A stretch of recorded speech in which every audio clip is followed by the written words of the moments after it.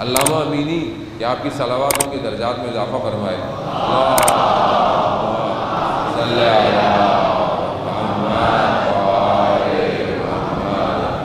علامہ امینی آپ جانتے ہیں کہ جنہوں نے کتاب الغدیر زحمت کی 30-40 سال کتاب، ایک کتاب لکھی، اس کے کئی والیومز ہیں، اور مولائے متقیان کے اوپر جتنی چیزیں تھیں اس کو کلیکٹ کیا اور اس کو جمع کیا، امام کی خدمت کی. یہ خدمت ہے یعنی امام اور ولایت کے لیے کہ ہم جو اتنے ولایت کے پیروکار ہیں، ہمیں اپنی زندگی میں یہ دیکھنا چاہیے کہ ہم نے ولایت کے لیے کیا کیا. ولایت صرف زبان سے کہنے کا تو نام نہیں ہے، ولایت تو اطاعت مانگتی ہے. اطاعت کہاں ہے؟ بہرحال علامہ امینی کی بہت خدمات ہیں. وہ کہتے ہیں کہ مجھے پتہ چلا بغداد میں ایک پروفیسر ہے، وہ مولائے متقیان پر کوئی کتاب لکھ رہا ہے. تو میں نے کہا پتہ نہیں کیا لکھ رہا ہے، کہیں یہ نہ ہو کچھ غلط لکھ دے، تو ظاہر ہے کتاب چھپ جائے گی، پھر مسائل ہو جائیں گے. تو میں جاتا ہوں، اس سے پوچھتا ہوں کہ یہ کیا لکھ رہا ہے، اگر صحیح نہیں ہے تو میں اس کی اصلاح کروں. علامہ ان کی خدمت میں پہنچتے ہیں، جیسے ہی گھر میں داخل ہوتے ہیں ان کے، تو ان کے گھر میں اہل خانہ سے کچھ خوشی کی آواز آتی ہے، جیسے کوئی خوشی ہے. خیر بیٹھتے ہیں، ان سے پوچھتے ہیں مجھے پتہ چلا آپ کتاب لکھ رہے ہیں. کہتا ہاں. کہتا تو آپ مناقب امام علی علیہ السلام میں کیا لکھ رہے ہیں؟ کہہ رہے ہیں یہ کیا ہے؟ کہا فضائل، یعنی امام کے فضائل کیا لکھ رہے ہیں آپ؟ کہا فضائل کیا ہونے چاہیے؟ کہا یہی کہ علی مال حق و حق مال علی، علی حق کے ساتھ ہے اور حق علی کے ساتھ ہے.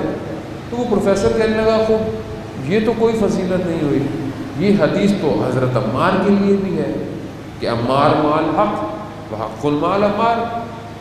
تو علامہ فرماتے ہیں نہیں، دونوں حدیثوں کے اگلے حصے میں بڑا فرق ہے. کہا کیا؟ کہا جو عمار کے لیے ہے کہ عمار حق کے ساتھ ہے اور حق عمار کے ساتھ ہے، آگے یہ ہے کہ حق جہاں جہاں جاتا ہے عمار وہاں وہاں جاتا ہے. حق جہاں جہاں جاتا ہے عمار وہاں وہاں جاتا ہے. کہا مگر مولائے متقیان کے لیے کیا ہے؟ کہا یہ ہے کہ جہاں علی جاتا ہے حق وہیں مڑ جاتا ہے. لگتا ہے بجلی گئی ہے، نعرے بھی چلے گئے.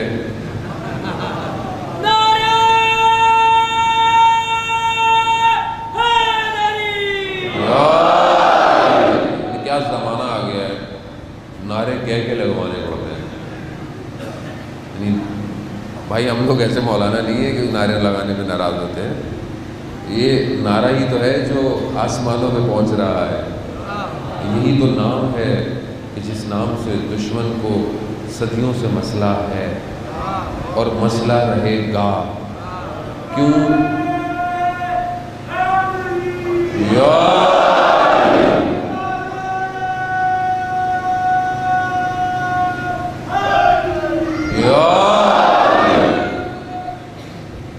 کیوں؟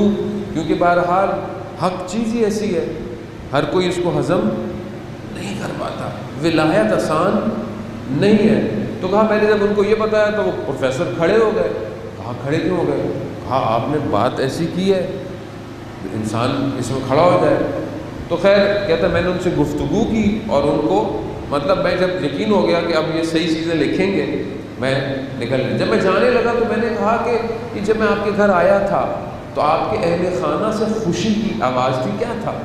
کہا اصل میں میری ایک بیٹی ہے وہ مریض ہے اور اس کا مرض ایسا ہے کہ ہمارے ہاں جو بھی عالم آتا ہے، اور خود کیونکہ وہ اہل سنت برادران میں سے تھے تو کہتے جو بھی عالم آتا ہے تو وہ ایک دعا لکھ کے دیتے ہیں. تو وہ دعا لکھ کے دیتے ہیں تو ہماری بیٹی کا مرض کچھ دیر کے لیے ٹھیک ہو جاتا ہے.